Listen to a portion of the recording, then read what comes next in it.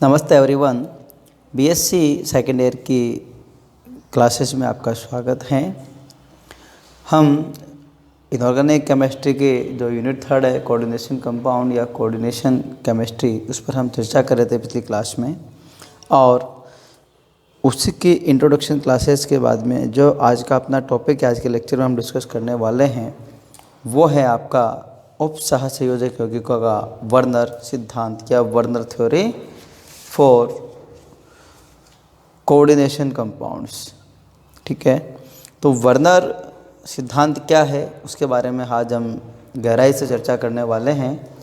यहाँ से आपका जो है एक मेजर क्वेश्चन बनता है, वो 10 नंबर का क्वेश्चन आपका यहाँ से पुट करता है, कभी 5 नंबर में कभी 2 नंबर में, लेकिन क्वेश्चन वर्नर थ्योरी से डेफिनेटली आपको मिलना है क्वेश्चन पेपर में। तो देखिए, स्विस रसायन एल्फ्रेड वर्नर को उपसहसंयोजक रसायन का जनक कहा जाता है, फादर ऑफ कोऑर्डिनेशन केमिस्ट्री। कौन है? Alfred Werner. उपसहसंयोजक यौगिकों में बंधन को समझाने के लिए वर्नर ने एक सिद्धांत प्रतिपादित किया जिसे वर्नर सिद्धांत या वर्नर थ्योरी के नाम से जाना जाता है।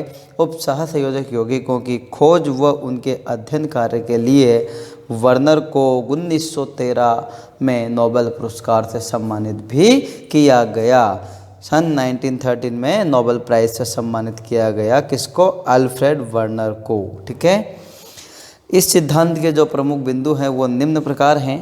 उपसहसंयोजक यौगिकों में 2 प्रकार की संयोजकताएं पाई जाती है। वर्नर ने हमें सुझाया कि जो उपसहसंयोजक यौगिक होते हैं इनमें 2 प्रकार की संयोजकताएं पाई जाती है, और इसमें कौन कौन सी होती है? एक तो प्राथमिक संयोजकता होती है और एक द्वितीयक संयोजकता होती है, प्राइमरी वैलेंसी और सेकेंडरी वैलेंसी।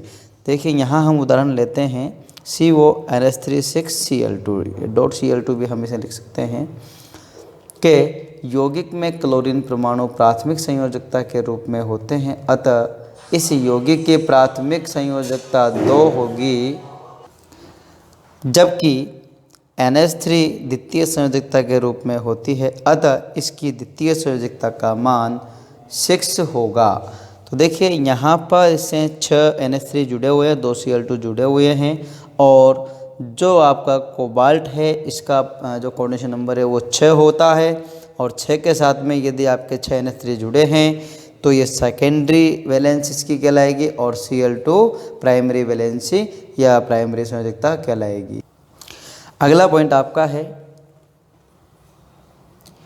प्राथमिक संयोजकता परिवर्तनशील होती है जबकि द्वितीयक संयोजकता का मान निश्चित होता है। मतलब जो आपकी कोई भी कोऑर्डिनेशन कंपाउंड है उसमें जो प्राइमरी संयोजकताएं होती है वो परिवर्तनशील होती है, जबकि द्वितीयक संयोजकताएं अपरिवर्तनशील अथवा निश्चित होती है। प्राथमिक संयोजकता के आधार पर धातु की ऑक्सीकरण अवस्था निर्धारित होती है, जबकि द्वितीयक संयोजकता के आधार पर संकुल की ज्यामिति निर्धारित होती है। यदि समन्वय संख्या 6 हो या किसी संकुल की समन्वय संख्या 6 हो तो ज्यामिति अष्टफलकीय होती है, और यदि समन्वय संख्या 4 होती है तो संकुल की ज्यामिति वर्गाकार समतलीय या चतुष्क फलकीय, जिसे हम टेट्राहेड्रल कहते हैं। आगे हम बात करते हैं, प्राथमिक संयोजकता को सदैव बिंदु या कट लाइन से दिखाते हैं या डॉट लाइन से, जो होती है आपकी डॉट डॉट डॉट डॉट बिंदु या डॉटेड लाइन से प्रदर्शित करते हैं या किया जाता है, जबकि द्वितीयक संयोजकता को पूर्ण रेखा द्वारा प्रदर्शित किया जाता है। पूर्ण रेखा मतलब इस तरीके की पूरी जो है आपकी कंप्लीट लाइन, जो हार्ड लाइन होती है, उस तरीके से दिखाया जाता है। जैसे हम उदाहरण ले लेते हैं, यहाँ पर CONH3 का होल 6Cl2 को हम निम्न प्रकार प्रदर्शित कर सकते हैं। ये आपका जो है केंद्रीय धातु परमाणु सेंट्रल मेटल आयन, इससे 6 आपके NH3 जुड़े हुए हैं। ये पूरे कंप्लीट बैलेंस पूरी लाइन से जुड़े हुए हैं, जो डॉटेड नहीं है, तो ये सेकेंडरी वैलेंसी कहलाएगी। और 2 क्लोरीन परमाणु जुड़े हुए डॉट लाइन से जुड़े हुए हैं, ये आपकी प्राथमिक संयोजकता कहलाएगी। प्राथमिक संयोजकता। ठीक है, और ये जो आपकी लाइन है कंप्लीट, ये है आपकी द्वितीयक संयोजकता, जो है आपकी कंप्लीट लाइन से दिखाई जाती है। ठीक है, नेक्स्ट हम बढ़ते हैं। सन 1892 में वर्नर ने जो है कोबाल्ट, NH3 या अमोनिया व क्लोरीन की भिन्न भिन्न अनुपात में क्रिया करवाकर कई संकुलों का निर्माण किया तथा बनने वाले सभी संकुलों की क्रिया HgNO3, जिसे हम बोलते हैं सिल्वर नाइट्रेट, से कराई तो निम्न प्रकार की अभिक्रियाएं संपन्न हुई। जैसे हम बात करते हैं यहाँ पर सबसे पहले, यदि आपने CO, यहाँ पर देखो हमने जो है क्लोरीन का जो आगे लिख दिया हमने, इससे कोई फ़र्क नहीं पड़ता है, आप NH3 को भी आगे लिख सकते हो इस वाले इसमें।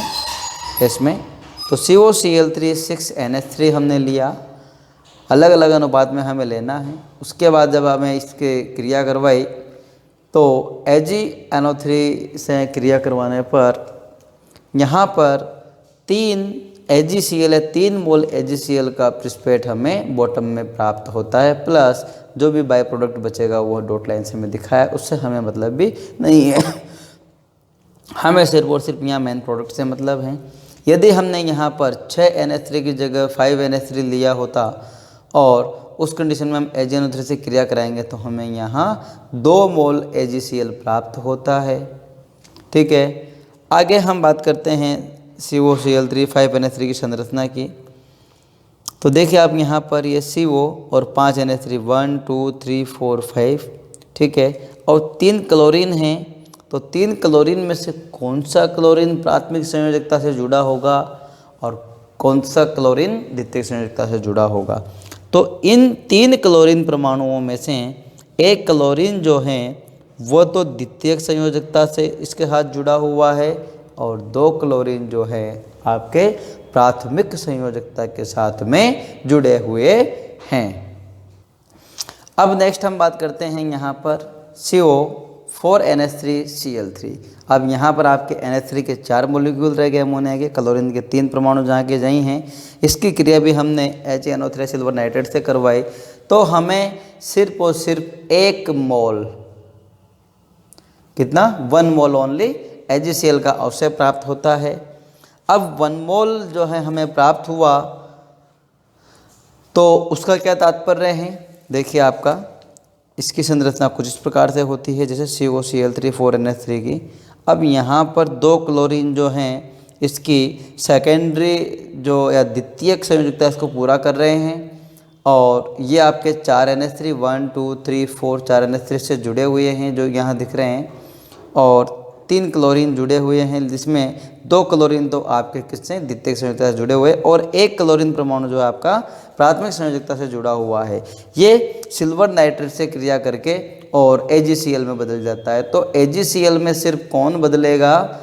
जो क्लोरीन प्राथमिक संयोजकता से बंधा हुआ है। ठीक इसी प्रकार से पहले वाले एग्जाम्पल में अपन ने देखा COCl3 5NH3 में, इसमें हमने देखा कि 2 मोल AgCl बन रहा है, तो अपने पास यहाँ पर जो प्राथमिक संयोजकता से जुड़ने वाले क्लोरीन परमाणु हैं उनकी संख्या 2 हैं और इससे ऊपर वाले केस में हमने देखा COCl3 6NH3।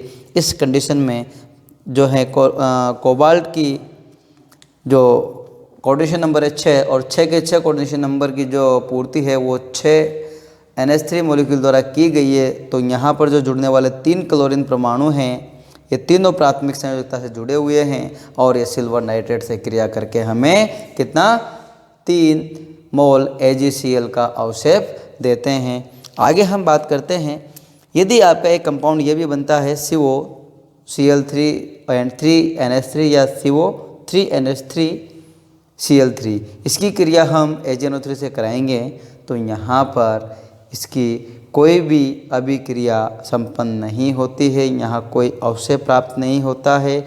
उसका कारण मैं आपको बता देता हूँ।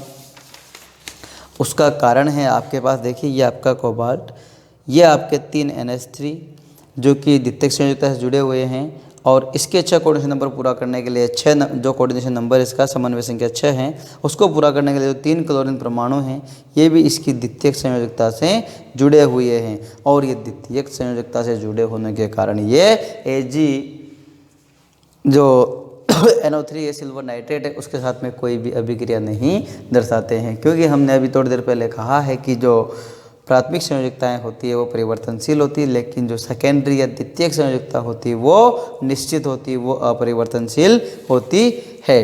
अब हम बात करते हैं यहाँ पर एक कॉम्बिनेशन ये भी है CO6NH3। इसकी क्रिया हमने कराई किससे करवाई हमने इसकी क्रिया AgNO3 से। तो यहाँ भी नो रिएक्शन मतलब कोई अभिक्रिया नहीं होगी, कोई अवशेष प्राप्त नहीं होगा और इसकी जो स्ट्रक्चर होगी वो स्ट्रक्चर कुछ इस प्रकार से होगी। ये CO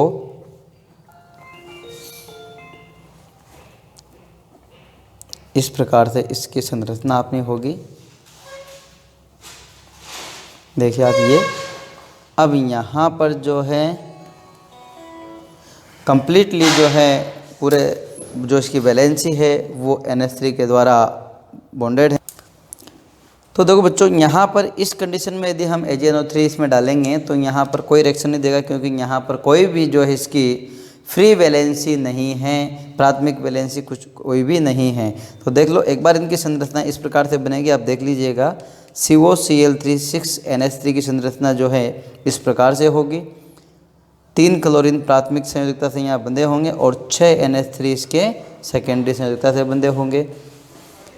आगे अगली में जो है COCl3 एंड 5 NH3 की जब हम बात करते हैं तो यहाँ पर जो है बॉन्डिंग इस प्रकार से होगी, क्योंकि यहाँ पर 2 क्लोरीन परमाणु आपकी प्राथमिक संयोजकता से जुड़े हुए हैं। तो 2 मोल हमें यहाँ से AgNO3 क्रिया कराने पर 2 मोल AgCl का अवशेष मिलेगा।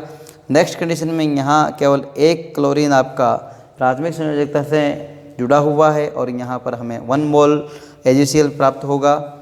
और अगली स्टेप में हम यहाँ यदि इस कंडीशन में प्लस AgNO3 से क्रिया कराते हैं तो यहाँ पर कोई भी अभिक्रिया नहीं होती है, मतलब दैट मीन नो रिएक्शन, ठीक है, क्योंकि यहाँ पर एक भी प्राइमरी वैलेंसी नहीं है जो आपकी उससे AgNO3 से क्रिया कर सके। यहाँ आप देखिए ये सारी आपकी बात क्लियर हैं। इसका मतलब जो है नो अवशेष का मतलब नो रिएक्शन।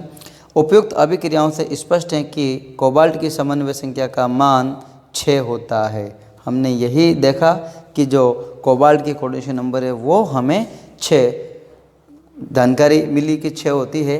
यदि कोबाल्ट के बाहरी क्षेत्र में 6 से अधिक समूह उपस्थित होते हैं तो वह विआयनित होकर बाहर निकल जाते हैं। अतः कोबाल्ट के संकुल में निम्न 2 संयोजकताएं पाई जाती है।